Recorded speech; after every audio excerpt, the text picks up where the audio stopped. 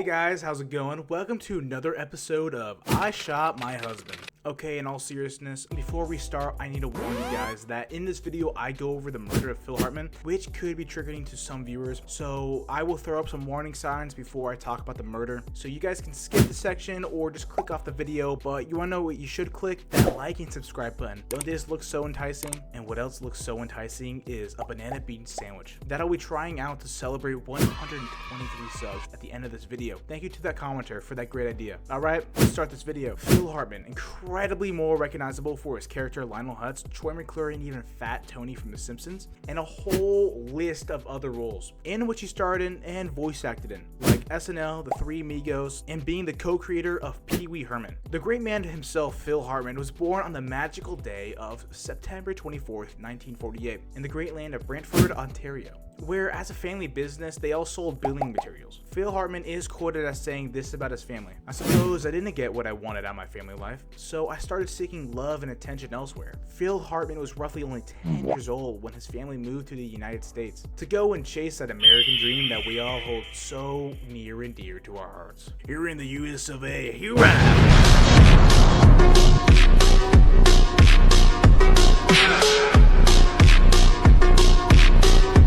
But Hartman could have never knew that chasing this dream would soon have him killed. Hartman's family moved all over the United States, from Maine to Connecticut and all over the West Coast. And soon in the year 1969, not soon into his educational life, he became a roadie with a rock band called the Rockin' Foo. And while on the road, he found a lovely woman by the name of Gretchen Lewis. And then on one crazy day, Hartman asked Gretchen to be his lawfully wedded wife. But once done with that kind of life, he returned back to college in 1972 to study art again at California State University. Phil, after finally finishing the long haul known as college, developed and operated his own graphic art design business, creating more than 40 album covers. And in that same year, tragedy struck Hartman's love life as he and his wife Gretchen divorced in September of 1972. But it wasn't all bad, because soon Hartman had his first taste in the spotlight. And in the late 1970s, Phil Hartman had landed his first appearance on television on an episode of The Dating Game, where in fact he did win. So now Phil's resume can have Riz at the top of the list. Something that all my subscribers have. And if you want that too, why don't you like and subscribe, because all subscribers do get a shout out in the next video. While working alone as a graphic artist, Hartman found a secret talent which he held deep inside him: funny voices. And unlike me, he's not a schizo. In 1975, Hartman started seeking a more social-like outlet for his newfound talents. Hartman began attending evening comedy classes by the group called the Groundlings. And while attending one of their performances, Hartman discovered something else. He had no social anxiety, so Hartman just decided to impulsively climb onto the stage and join the rest of the cast. And only a few years later after the incident, he landed his first on-screen appearance in 1978's Stunt Rock. And because of both those two things, Hartman formally joined the Groundlings, and by 1979 was the show's biggest star, outshining all of his other peers. While working on the Groundlings, a match was made in heaven. Hartman had met a man named Paul Rubens, and little would Hartman know that this would change his life so greatly. Hartman and Rubens began to talk about just little things, and together they made history by creating the Pee Wee Herman Show. Hartman played the role as Captain Carl in the show and reprised the role for the next show, and soon his character got his own movie called Pee Wee's Big Adventure, and Hartman even starred in his own film as a reporter. But soon Hartman had to fight off his inner demons, and Hartman highly considered quitting acting at the age of just 36 due to the challenges of finding work. And if he did that, he may have still been alive today. But since Hartman saw that Pee Wee was such a big success, he changed his mind. And in the year 1982, Hartman married his next wife, Lisa Strain. But sadly, that relationship only lasted roughly for 3 years. Hartman's life was just in a constant downward spiral, and after a creative argument with his former partner, Rubens, Hartman had left the entire franchise of Pee Wee Herman behind and left town to go pursue other roles in the acting scene. Hartman found some small roles in films such as The Three Amigos, The Smurfs, The 13 Ghosts of Scooby-Doo, but nothing way too serious until he was discovered by Saturday Night Live. Hartman successfully auditioned to join the hit variety show called Saturday Night Live, starting in its 12th season. The reason for Hartman wanting this job was not the reason I thought at all. Hartman told the Los Angeles Times, stating, "I wanted to do SNL because I want to get the exposure that would give me box office credibility so I can finally write movies for myself." In his 8 seasons with the show, Hartman became huge with his voices and impersonations and performed over 70 characters. Hartman's better characters he created were, and before I tell you these, no matter how fake these sound, these were real life real-life characters created by this man. The voices were Eugene the anal retentive chef, unfrozen caveman lawyer, and Bill Clinton. The latter consisted of his best known impression. And when Hartman actually met Bill Clinton in real life, Phil remarked, "I guess I owe you a few apologies." And Clinton showed some good humor by signing some photos with the text, "You're not the president, but you play one on TV. And you're mostly okay." Hartman, while playing on SNL, won Primetime's Emmy Award for Outstanding Writing for a variety, music, or comedy. But by 1993, almost all of the cast members who were there with Hartman from the beginning of his SNL journey had left the show. NBC pursued Hartman to stay by promising him his own show called The Phil Show. But right before production began, the network decided, you know what, this type of sketch comedy just isn't funny anymore. So we're just gonna take that back a quick day. But after his leaving with SNL, he found luck with The Simpsons. Hartman had provided numerous characters for this hit show and appearing in 52 episodes. But even though originally he was brought in for one episode, but the creators loved him so much and Hartman's style of comedy, they just let Hartman stay for as long as he wanted.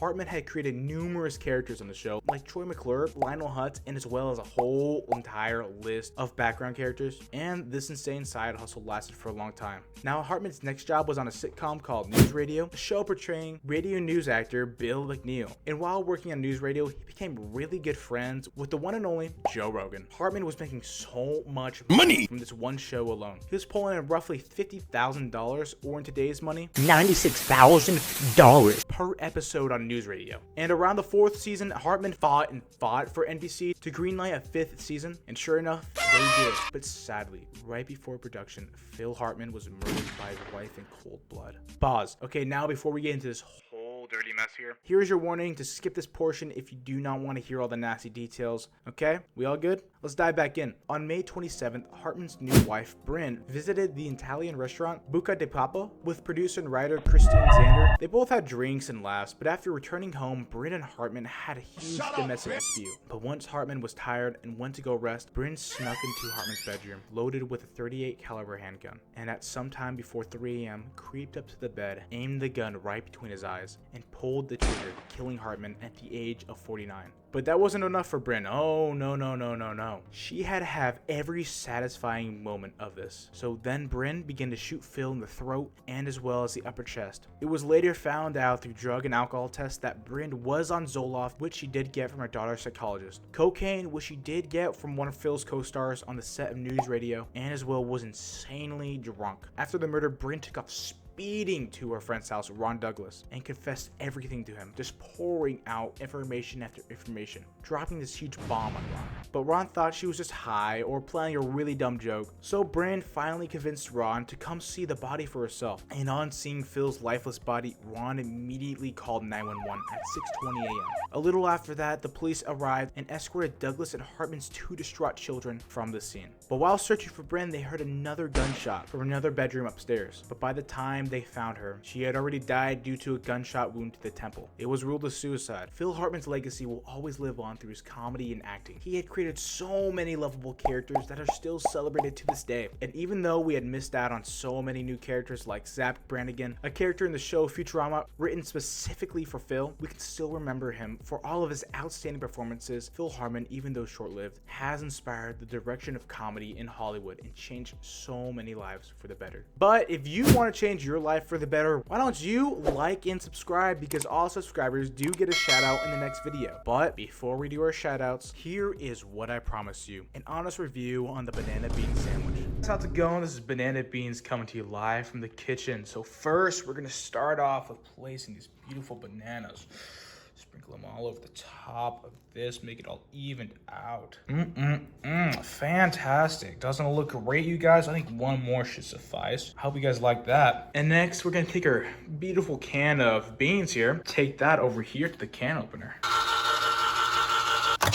Beautiful. I mean, have you ever seen anything more delicious than this little snack? Now, up next, we take this beautiful sharpened blade, scoop it in deep into this. Now, once we have a nice glob of beans on there, we're just gonna smear that all over this bad boy. Now, after all this is said and done, take this piece of bread right here, fold it over. That, my friends, is how you make the best tasting banana bean sandwich. Let's go back to my station to try this out. Here we go. As you guys can see, it's the same sandwich from the video. That beautiful banana matches the beans' fluorescent light so beautifully. All right, here we go. 3, 2, 1.